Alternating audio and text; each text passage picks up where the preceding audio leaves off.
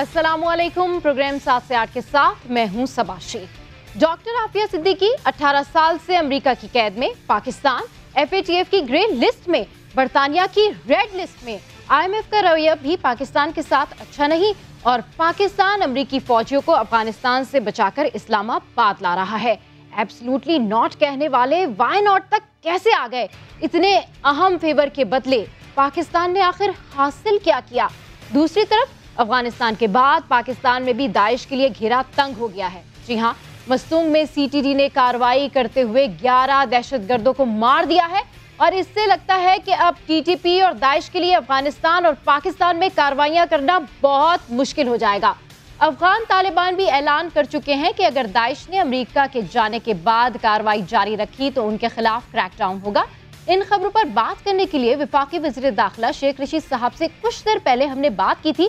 जब मैंने उनसे पूछा कि इस वक्त पाकिस्तान में कितने अमेरिकी फौजी मौजूद हैं तो सुने उन्होंने क्या जवाब दिया। कोई अमेरिकन फौजी नहीं आया। हमारे पास 10,331 लोग आए या 21 लोग आए हैं और जिसमें से 9,000 चले गए हैं, 9,300 चले गए हैं, 700 लोग एयरपोर्ट्स पे हैं। और जहां तक के अमरीकियों का उनका सारा इनखला मुकम्मल हो गया है और जो अफगानीज हैं उनके आने के लिए वहां से वीजा लेना जरूरी है। पाकिस्तान एम्बेसी से लें और तोरखम बॉर्डर तक वो आए। हमारा किसी को हम काबल से जो है वो नहीं ला रहे या किसी शहर से नहीं ला रहे। अगर तोरखम पे कोई आ जाए, जर्नलिस्ट आ जाए, कोई बड़ा आ जाए या बाई एयर आ जाए तो हम उसको 21 दिन का ट्रांजिट वीजा देते हैं। जितने भी लोग इस वक्त पाकिस्तान में हैं तो क्या उनमें कोई अमेरिकी फौजी भी है?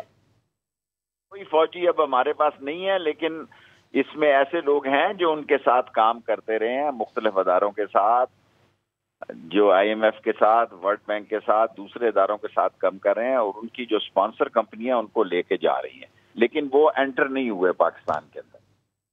अच्छा, अमरीकी मीडिया खबरें चलाता रहा है कि पाकिस्तान की दरखास्त पर तालिबान के अमीर ने TTP के लिए एक कमीशन कायम कर दिया है जिसकी तरदीद तर्जुमान तालिबान ने की, लेकिन पाकिस्तान का इस हवाले से कोई मौक़िफ़ पहले सामने नहीं आया। क्या पाकिस्तान ने किसी कमीशन की कोई बात की थी सर? हमारे जो जिम्मेदारान हैं उन्होंने उनसे ये जरूर कहा है कि ये TTP वहां से पाकिस्तान के खिलाफ जमीन इस्तेमाल ना करे, अफगान सरजमीन, और कोई हमने ये नहीं कहा कि कमीशन बनाया जाए या ना बनाया जाए। मसूम में आज दाइश के खिलाफ कार्रवाई हुई है सर। 11 दहशतगर्द मारे गए हैं। तालिबान भी अफगानिस्तान में उनके खिलाफ क्रैकडाउन की बातें कर रहे हैं। क्या दोनों ममालिक दाइश के हवाले से इंफॉर्मेशन शेयर कर रहे हैं? कोई चीज शेयर नहीं कर रहे किसी के साथ। हमारी अफवाज, अजीम अफवाज, अपने फैसले खुद करती हैं और अपने एक्शन खुद लेती हैं। अच्छा सर, मरने वालों का ताल्लुक दाइश से था या नहीं, कुछ कंफर्म कर सकेंगे सर आप?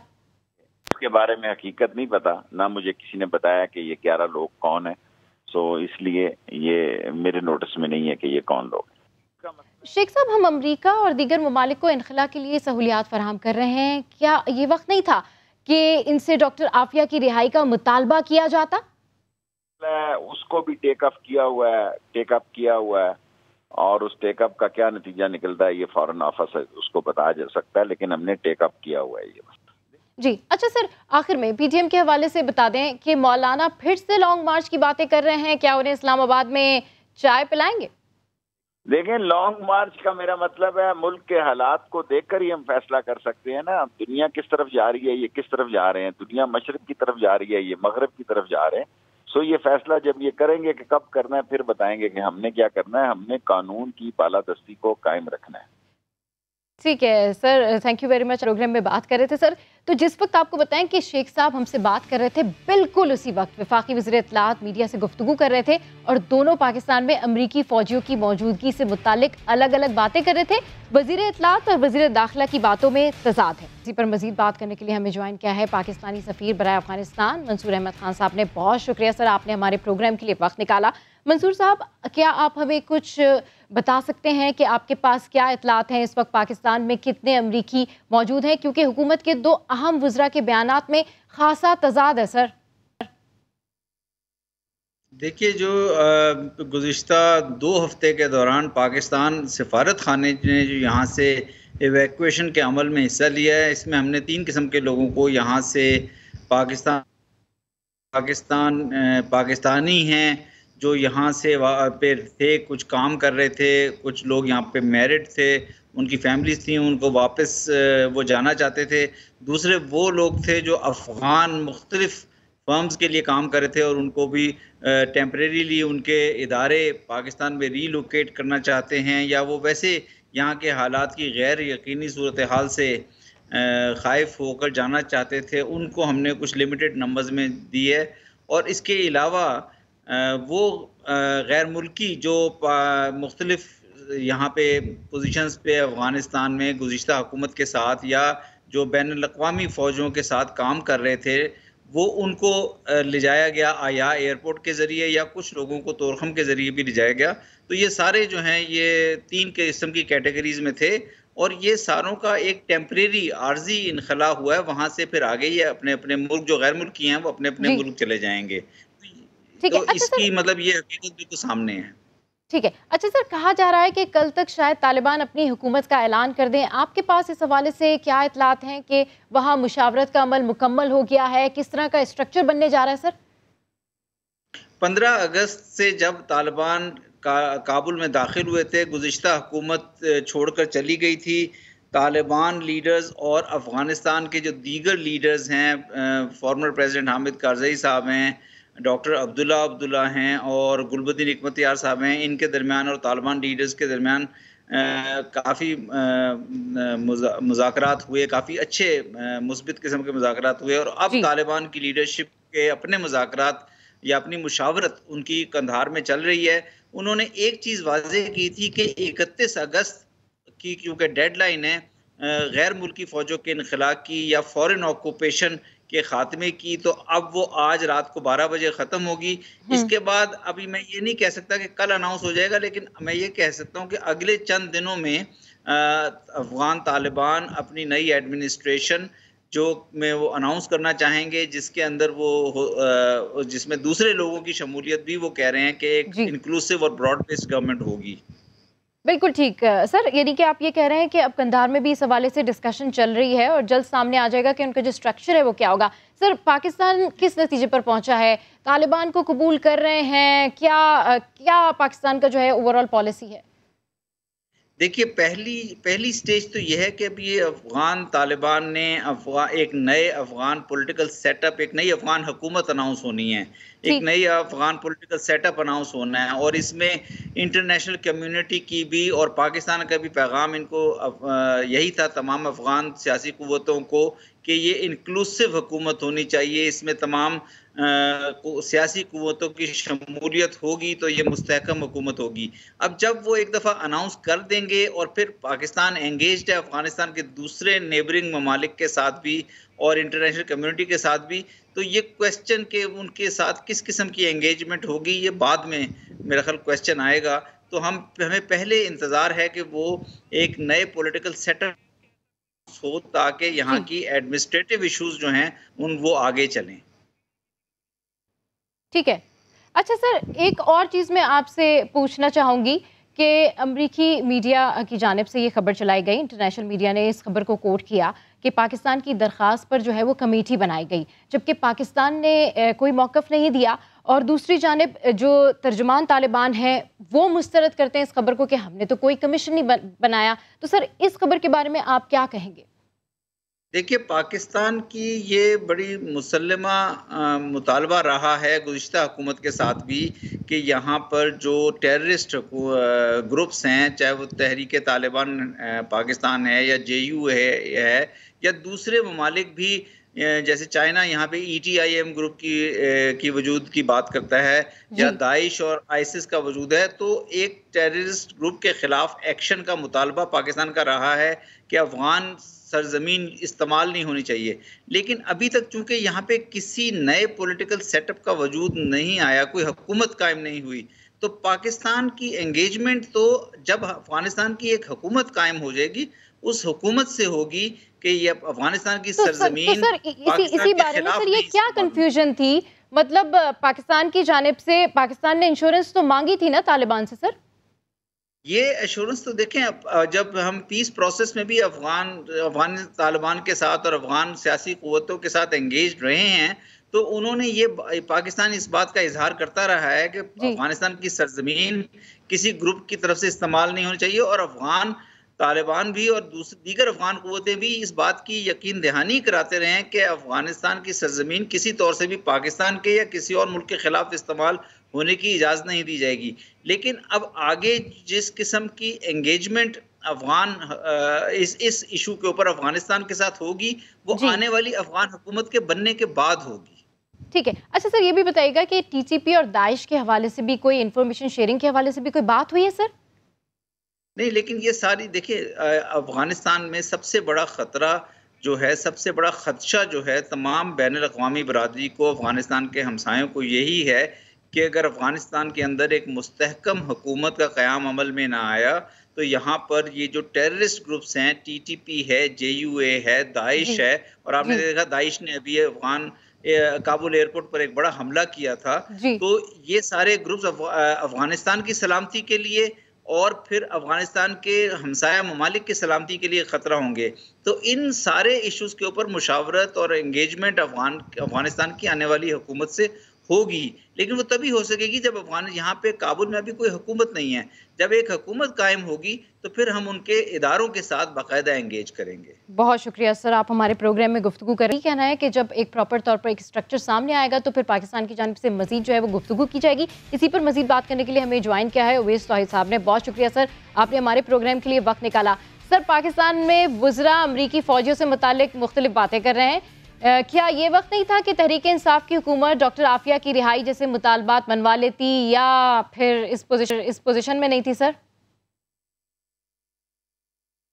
आप डॉक्टर आफिया की रिहाई का किस सिलसिले में बात हो जाती है, जरा मुझे बताएं। सर, मैं इस सिलसिले में बात कर रही हूँ कि जो करंट सिचुएशन हुई हुई है अफगानिस्तान और पाकिस्तान के दरमियान, तो ये क्या बेस्ट टाइम नहीं था कि पाकिस्तान में वुज़रा अमरीकी फ़ौजियों से मुतालिक मुख्तलिफ बातें कर रहे हैं कि पाकिस्तान के हवाले से अगर हम बात करें तो डेफिनेटली हम फैट ऑफ में हैं, हमारे ऊपर दूसरे सैंक्शंस हैं, तो क्या ये बेस्ट टाइम नहीं था कि हम डॉक्टर आफिया की रिहाई जैसे मुतालबात मनवा पाते?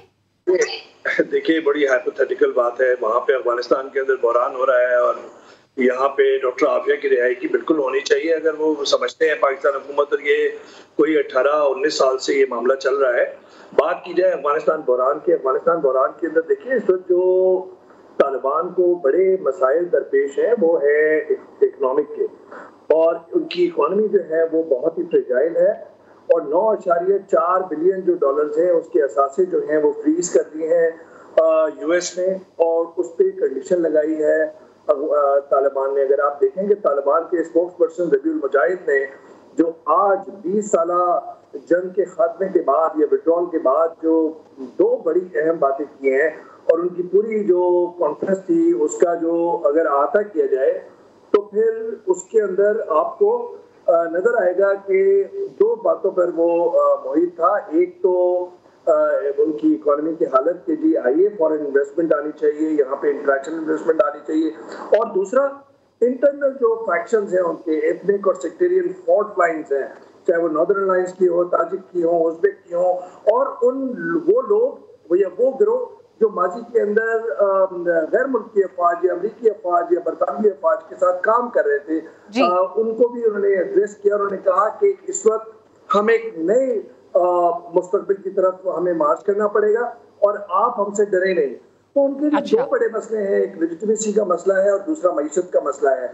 और आपको पता है कि अफगानिस्तान लैंडलॉक कंट्री है, और अभी 20 साल जंग का खात्मा हुआ, अमेरिका एक हजीमत उठाने के बाद वापस गया है। जो बाइडेन आज खिताब करेंगे और उसमें यही तारीफ करेंगे अपनी कि जी 1,23,000 हम लोगों ने इनखला कर दिया, लेकिन बहुत बड़े सवालात इस वक्त जन्म ले रहे हैं कि उन्होंने किस तरीके से ये मामला इतना क्योटिक अंदाज में किया, जिसके अंदर आपने देखा कि हजारों लोग एयरपोर्ट पे जमा रहते थे, और फिर जब गए हैं तो कल ही एक अफगान फैमिली जो है वो 10 उसमें अफराद मारे गए हैं, हलाक हुए इनके अपने मिसाइल स्ट्राइक की वजह से, जिसमें बहुत गम गुस्सा है। और दूसरी तरफ खुद सेंटकॉम के जो चीफ है जनरल मैकेंजी, उन्होंने कहा है कि एक बड़ा चैलेंज तालिबान के लिए है 2000 से ज्यादा हार्डकोर दाइश खुरासान के IS के जो जी बिल्कुल बिल्कुल सर, उनका ये बयान है कि एक बड़ा चैलेंज है अब तालिबान के लिए। जी बहुत शुक्रिया ईद साहब, हमारे प्रोग्राम में गुफ्तगू कर रहे थे। तो इस इशू के आखिर में आपको एक यादगार तस्वीर दिखाना चाहती हूँ। यकीनन ये तस्वीर तारीखी किताबों में ज़रूर छापी जाएगी। ये दुनिया की सबसे ताकतवर फौज का सिपाही है जिसके कंधे झुके हुए हैं, कमर थकन से टेढ़ी हो रही है और इसके कदम बता रहे हैं कि वो शिकस्त खुर्दा हैं। ये अमेरिका का आखिरी फौजी है, जी हाँ बिल्कुल, जिसने अफगानिस्तान को छोड़ दिया है। दुनिया की सबसे बड़ी ताकत अमेरिका इत्तेहादियों के साथ मिलकर भी तालिबान को शिकस्त ना दे सकी। बिलाखिर आज 20 साल बाद अमेरिका का आखिरी फौजी भी अफगानिस्तान से निकल गया। अमेरिकी फौजी अफगानिस्तान से जाते हुए नाराज बच्चों की तरह अपने मुतादिद तैयारे और गाड़ियां नाकारा बना गए।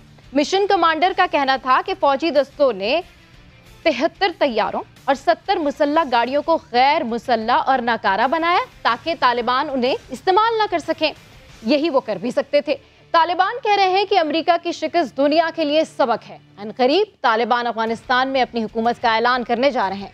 माहिरीन के मुताबिक ये ऐलान आज रात या कल सुबह तक हो सकता है। यानी अब आ गए हैं तालिबान। क्या बढ़ेगी अफगान की शान और बनेगा नया अफगानिस्तान।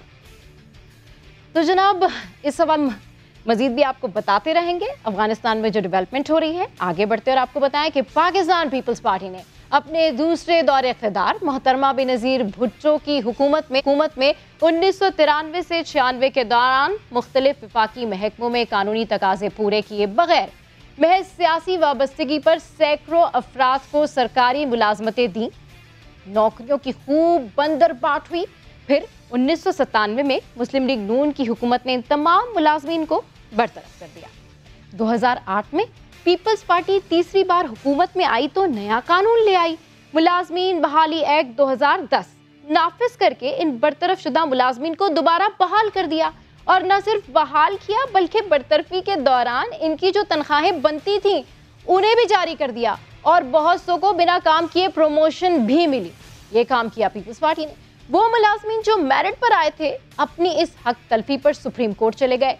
फिर तकरीबन 11 साल बाद सुप्रीम कोर्ट ने इन तमाम मुलाजमीन की बहाली कलअदम करार दी और उनसे वो ये तनख्वाहें जो ये लेते रहे इसकी वापसी का हुक्म दे दिया। हाँ अलबत्ता रिटायर्ड मुलाजमीन पर इसका इतलाक नहीं होगा। अब सुप्रीम कोर्ट के हुक्म के बाद वफाकी इदारों से मुलाजमीन की बरतरफी का सिलसिला शुरू हो गया है। सिविल एविएशन ने दर्जनों मुलाजमीन निकाल दिए। मुल्तान में मुख्तलिफ महकमों से 16,000 से ज्यादा मुलाजमीन बरतरफ किए गए हैं, जबकि सुई सदन की अगर हम बात करेंगे तो वहाँ से 1,500 मुलाजमीन फारिग किए गए हैं। खैबर पख्तूनख्वा में तालीम और सेहत समेत कई अहम महकमों से 7,000 मुलाजमीन को फारिग करने का फैसला भी हो चुका है। और इन गैर कानूनी सियासी भर्तियों से खजाने पर कितना बोझ पड़ा, टैक्स पेयर्स का कितना पैसा इन सियासी अयाशियों की नजर हुआ, इसकी तो परवाह नहीं थी पीपल्स पार्टी को। और ये मामला इतना तूल क्यों पकड़ता रहा, इस सारी सूरत हाल पर डिस्कशन करने के लिए हमें ज्वाइन किया है, हमारे साथ मौजूद हैं अदनान आदिल साहब। अदनान आदिल साहब, इन सियासी भर्तियों से सियासी पार्टीज को किस किस तरह फ़ायदा मिलता है? दूसरा ये बताइएगा कि अंदाज़न इससे सालाना नुकसान कितना हो रहा है? क्योंकि मुझे याद है सर कि 2011 में कौमी असम्बली में इस मामले पर बहस भी हुई थी और गालिबन ये बात भी सामने आई थी कि कौमी खजाने को माहाना 2.4 अरब रुपए नुकसान पहुंच रहा है, यानी सालाना तकरीबन 28 अरब रुपए। अदनान आदिल साहब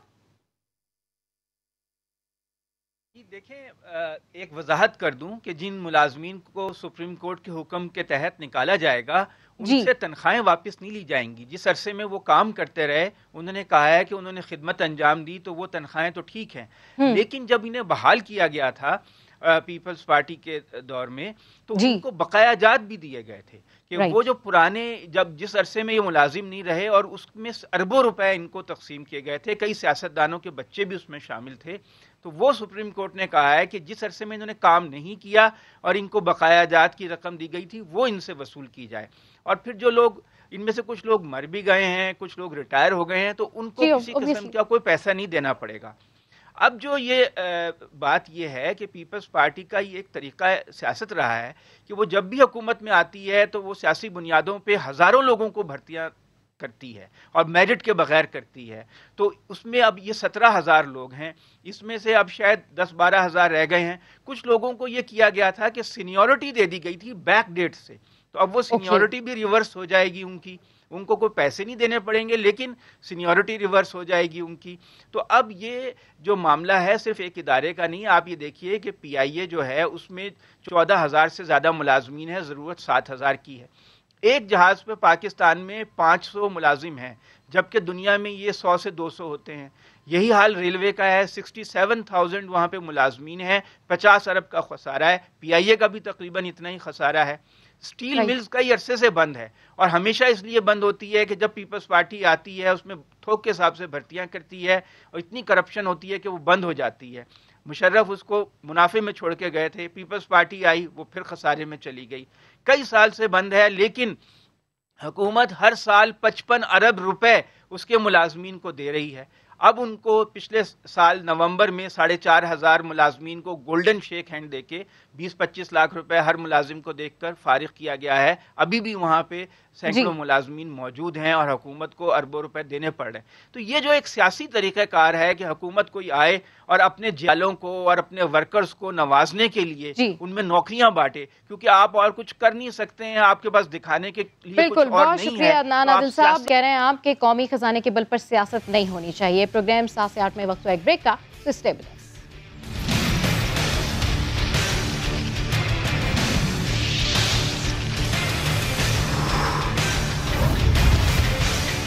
वेलकम बैक। पाकिस्तानी फलाही इदारे के लिए बड़ा एजाज, एशिया का सबसे बड़ा एशियाई नोबेल प्राइज रेमन मैसेसे अखुवत फाउंडेशन के बानी डॉक्टर अमजद साकिब के नाम रहा। ये एजाज मुआशरे से गुर्बत के खात्मे और तरक्की के लिए गैर मामूली किरदार अदा करने वाली शख्सियात को पेश किया जाता है।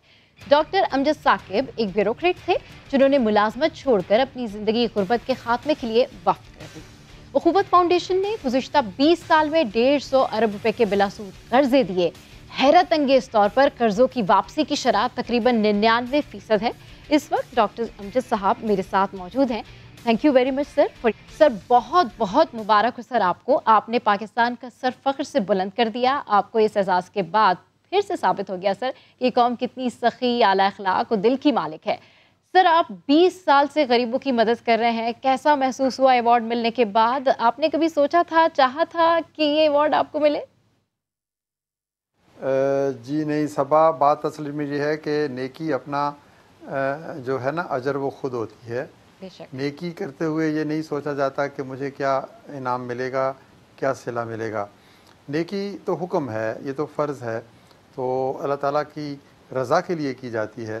तो आप यकीन कीजिए कि उस वक्त कोई ऐसी ख्वाहिश नहीं थी कि हमें इस किस्म के अवार्ड चाहिए। ये तो फिर वक्त के साथ साथ अल्लाह ताला पहले काम की तौफीक देते हैं और फिर वो ख़ुद ही सिला भी देते हैं, इनाम भी देते हैं, दुनिया में भी और आखिरत में भी। अल्हम्दुलिल्लाह कि ये एज़ाज़ मिला। लेकिन इस एज़ाज़ की असल जो मैं समझता हूँ सिग्निफिकेंस है वो ये है कि इससे पाकिस्तान का वक़ार बुलंद हुआ। बैनुल अक़वामी दुनिया में हमारी जो तस्वीर है वो बेहतर हुई। लोगों को पता चला कि पाकिस्तान में भी अहले फ़िक्र हैं, अहले अमल हैं और वहाँ पर भी कितना खूबसूरत मुआशरा है और लोग एक दूसरे की मदद करना चाहते हैं। जब उन्होंने ये कहा कि ये बग़ैर सूद के एक मॉडल बना और वो कामयाबी से चला, तो यही एक मैं समझता हूँ फ़िक्रा हमारी तमाम जो मुश्किलात थीं वो उसका ये एक खूबसूरत उसका इनाम था। तो अवार्ड मिल गया। ये मेरा अवार्ड नहीं है, ये आपका अवार्ड है, ये पाकिस्तान का अवार्ड है, ये पाकिस्तान के लोगों का अवार्ड है। और इंशाअल्लाह ताला ये अवार्ड जो है ये दुनिया में न सिर्फ हमारा वक़ार बुलंद करेगा बल्कि हम अपने वतन के अंदर भी इससे इंस्पिरेशन लेते हुए ऐसे बहुत से काम और भी करेंगे।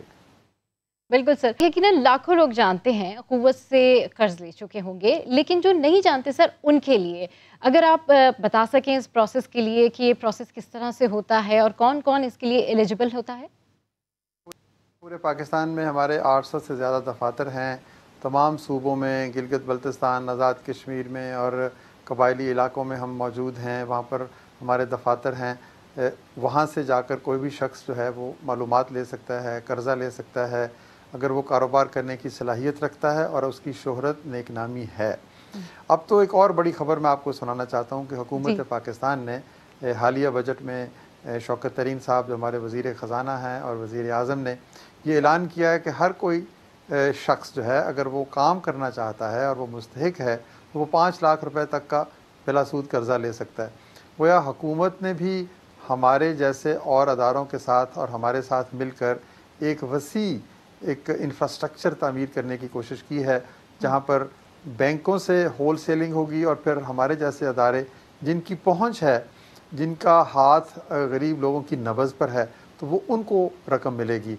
अब अल्हम्दुलिल्लाह अगर हम पहले कम वसाइल रखते थे तो अब हुकूमत ने उसमें कई गुना वसाइल का इजाफ़ा कर दिया है, और बल्कि वज़ीर ख़ज़ाना ने तो कहा कि हम 200, 400, 500 अरब नहीं बल्कि 1000 अरब से ज़ायद ये छोटे कर्ज़े बग़ैर सूद के देंगे। गोया एक तजर्बा जो 20 साल पहले हुआ उसको मुल्की सतह पर भी पजीराई मिली, और फिर अब बैनुल अक़वामी सतह पर भी मोहर तस्दीक सब्त हो गई कि गुर्बत के ख़ात्मा के लिए इससे अच्छी हिकमत अमली और कोई नहीं हो सकती। सर, अब तक 160 अरब रुपए आप गरीबों को बिला सूद कर्ज दे चुके हैं। इस प्रोग्राम के आगाज़ का ख्याल कब और क्यों आया था sir?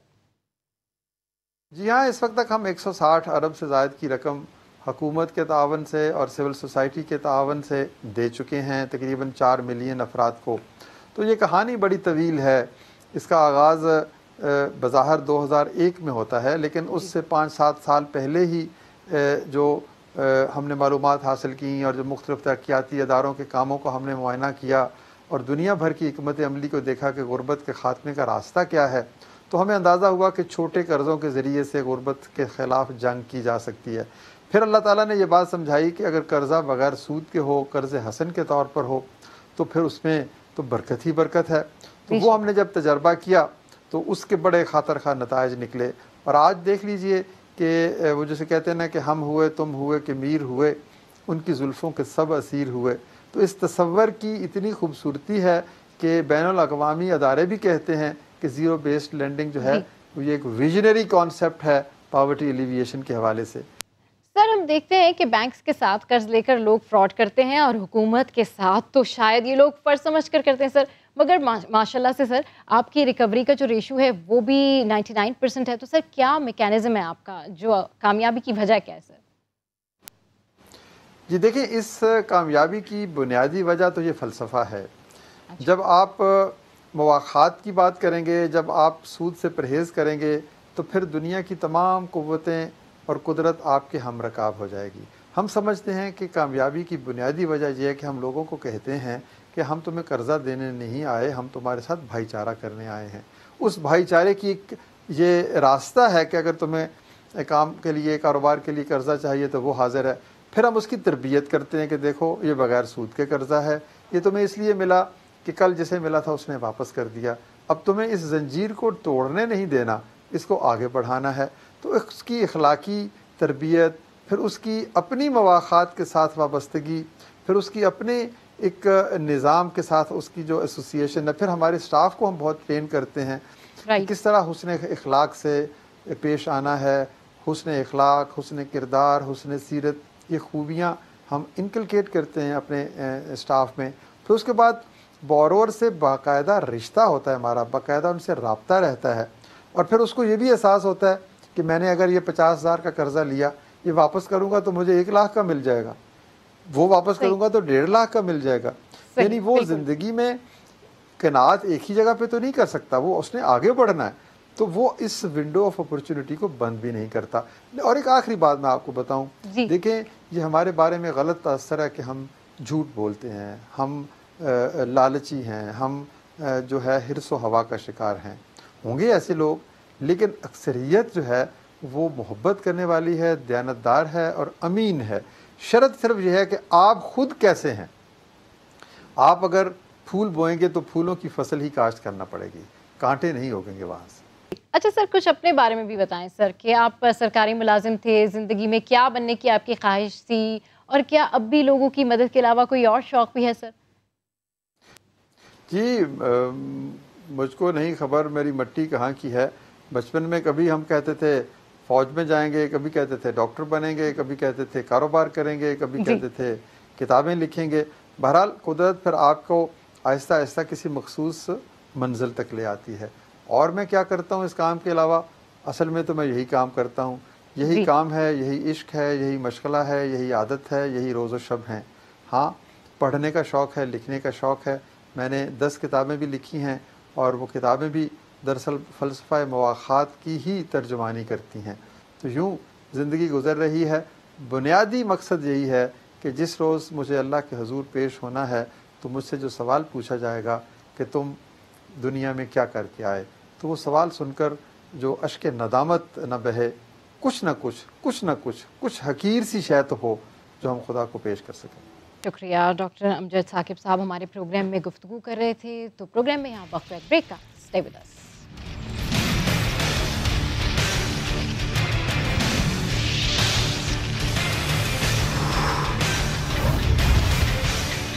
Welcome back. Mehran town में 16 मजदूरों की अलमनाक हलाकतों के 4 दिन बाद पुलिस ने फैक्ट्री मालकान की तलाश में कई जगह छापे मारे, लेकिन वो हाथ ना आए। मालिक और मैनेजर ने अपने मोबाइल फोन बंद कर दिए हैं, जैसा कि एज यूजुअल होता है। फैक्ट्री मालिक अली मेहता और दीगर साथियों के नाम ECL में शामिल करने के लिए दरखास्त वजारत दाखिला को अरसाल करने का फैसला भी हुआ है। सिंध बिल्डिंग कंट्रोल अथॉरिटी को भी शायद कुछ होश आया, जिसने मेहरान टाउन के रिहायशी प्लॉट्स पर कायम 20 से ज्यादा फैक्ट्रीज को सील कर दिया। दूसरी जानिब कमिश्नर कराची के बाद अब कराची डेवलपमेंट अथॉरिटी ने भी सानिया मेहरान टाउन का जिम्मेदार महकमा लेबर को करार दिया है। DG KDA आसिफ मेमन का कहना है कि labour department health and safety को चेक करने का जिम्मेदार था, SBCA बिल्डिंग प्लान देखने का जिम्मेदार था, लेकिन हुकूमत ने सानिया बल्दिया टाउन से भी कोई सबक नहीं सीखा। प्योरली रेजिडेंशियल एरिया है और इस एरिया में देखा है तो चारों तरफ फैक्ट्रियाँ हैं, कुछ कब्जे हैं और कुछ क्या है। तो हमारे पास तो बिल्कुल क्लियर पॉलिसी है। अनफॉर्चुनेटली जिस पे कोई आज दिन तक अमल दरामद नहीं हुआ वो अलाटमेंट की वायलेशन है, लीज़ की वायलेशन है। लैंड यूज़ जिन्होंने वायलेशन की है वो उन पे हम उसका सख्ती से एक्शन लेंगे। हम उसको कैंसिल करेंगे, उसकी लीज़ एग्रीमेंट ख़त्म करेंगे, उसकी अलाटमेंट ऑर्डर कैंसिल करेंगे फर्स्ट स्टेज में। तो लेकिन ये रेगुलेटरी अथॉरिटी आपको पता है, लेबर डिपार्टमेंट को हेल्थ एंड सेफ्टी देखना है, SBCA को बिल्डिंग प्लान देखना है। बल्दिया इंसिडेंट हमारे लिए एक बहुत बड़ा आई ओपनर था और इत्तेफाक से उस वक्त में लेबर डिपार्टमेंट था एज एडिशनल सेक्रेटरी। तो हमने देखा कि रजिस्ट्रेशन भी नहीं थी, 255-60 लोग वहाँ पे जान बैक हुए और कोई इस तरह का कोई लॉ की इन्फोर्समेंट नहीं थी। बात बिल्कुल सिंपल है और बिटवीन द लाइन है।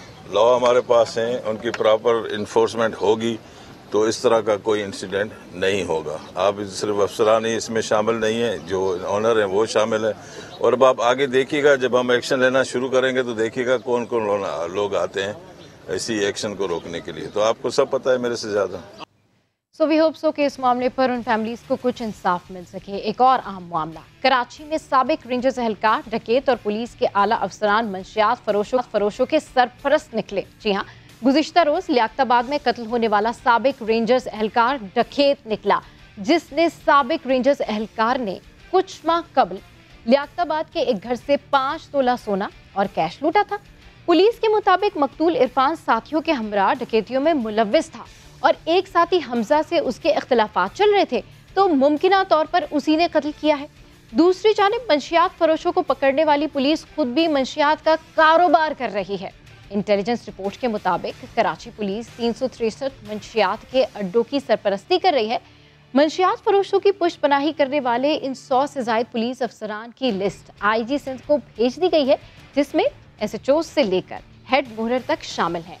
करप्ट पुलिस अफसरान चर्स, हेरोइन, अफीम और आइस बेचने वालों से भत्ता लेते हैं। इसी तर्ज की एक रिपोर्ट पहले भी आई थी। अहमद रहमान मेरे साथ मौजूद हैं।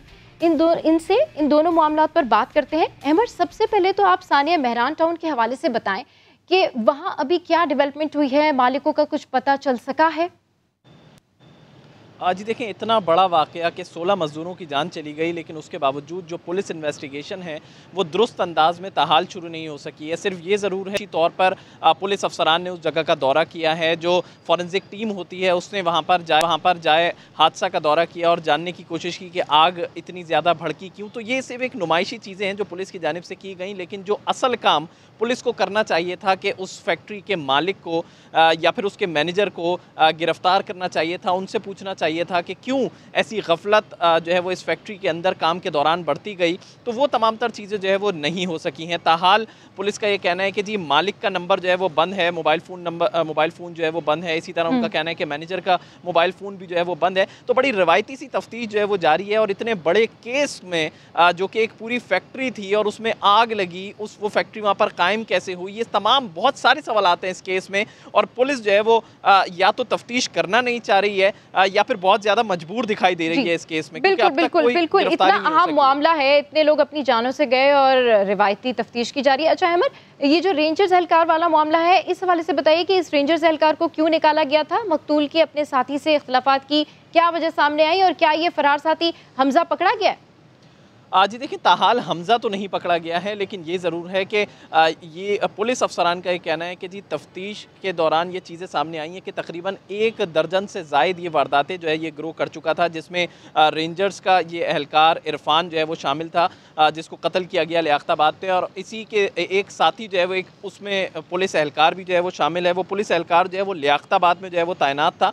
तो वो पुलिस एहलकार और ये रेंजर्स एहलकार और इनके साथ कोई 3 और लोग शामिल हैं और वो ये तमाम 5 अफराद मिलकर जो है वो मुख्तलिफ इलाकों में वारदातें किया करते थे। लियाकताबाद में इनकी वारदातें जो है वो ज़्यादा हैं, लेकिन इनका जो झगड़ा बताया जा रहा है वो ये बताया जा रहा है कि जी कोई रकम जो है वो इन्होंने लूटी थी और उसमें तकसीम के मामले पर जो है वो झगड़ा शुरू हुआ था, जिसमें इरफान जो कि रेंजर्स का साबिक एहलकार है वो और हमज़ा जो कि एक आम आदमी है, किसी फोर्स से उसका ताल्लुक़ नहीं है, लेकिन वो इनका एक डकैती साथी था, डकैतों का इनका साथी था। तो इनकी आपस में जो है वो किसी बात पे इख्तलाफ हुए हैं पैसों के तकसीम के हवाले से। उस पर हमज़ा की जानिब से जो है वो गोली चलाई गई है। पुलिस इन्वेस्टिगेशन इस सिमत में आगे चल ज़रूर रही है, लेकिन ये हतमी तौर पर नहीं है। पुलिस का ये कहना है कि जी जैसे ही केस हल होगा तो उसके बाद ही जो है वो ये जो इंटेलिजेंस रिपोर्ट है इसमें कितने अहम नाम शामिल हैं, किन किन इलाकों के SHOs का जिक्र किया गया है और किस डिस्ट्रिक्ट में कितने अड्डे हैं जहां पुलिस सरपरस्ती कर रही है?